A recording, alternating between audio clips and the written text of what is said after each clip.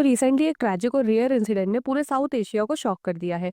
Bangladesh air force का एक fighter jet जो चाइना से लिया गया था डायरेक्टली ढाका के एक स्कूल पर क्रैश हो गया। इस क्रैश ने ना सिर्फ ह्यूमन लॉस दिखाया बल्कि रीजन के मिलिट्री स्ट्रैटेजी और जियोपॉलिटिकल टेंशंस को भी सरफेस पे ला दिया है। ये इंसिडेंट ढाका सिटी में हुआ जब एक F-7MB training fighter jet directly एक स्कूल पर क्रैश हुआ और इसकी लोकेशन ही इस क्रैश का सबसे पेनफुल एस्पेक्ट था। एक फाइटर जेट का स्कूल पर क्रैश होना कैपिटल सिटी जैसे डेंस एरिया में एक बहुत ही रेयर और शॉकिंग इवेंट है। इससे सिर्फ मिलिट्री सेफ्टी कंसर्न नहीं बल्कि सिविलियन रिस्क मैनेजमेंट और अर्बन प्लानिंग पर भी सवाल उठते हैं। अब इस एयरक्राफ्ट के पायलट थे लेफ्टिनेंट तोहा इस्लाम जो कि इजेक्ट नहीं कर पाए और इसलिए उनकी भी डेथ हो गई। प्लस इस क्रैश में अराउंड 19 लोगों की डेथ कंफर्म हुई है और 100 से ज्यादा लोग इंजर्ड हुए हैं।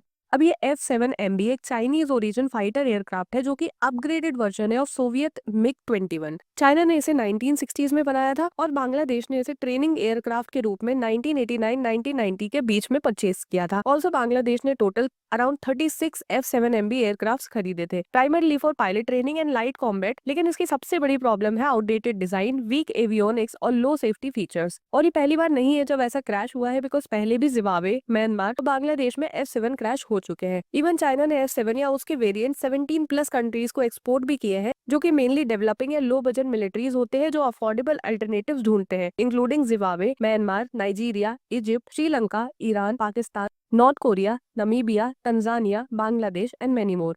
लेकिन अफोर्डेबिलिटी के साथ आती है रिस्क, बिकॉज आउटडेटेड एयरक्राफ्ट का क्रैश रेट भी ज्यादा होता है, specially during training operations. Also Bangladesh की चाइना के साथ मिलिट्री पार्टनरशिप भी काफी स्ट्रॉन्ग है, क्योंकि सिर्फ F-7MB ही नहीं, उन्होंने कई मेजर सिस्टम्स इंपोर्ट किए हैं from China, like K-8W training jets, Mi-171SH helicopters, type 035G submarines, multiple barrel rocket launcher systems, radar and surveillance system etcetera. ये सब इंडिकेट करता है कि बांग्लादेश एक्टिवली अपने एयर और नेवल कैपेबिलिटी को अपग्रेड कर रहा है चाइना की हेल्प से।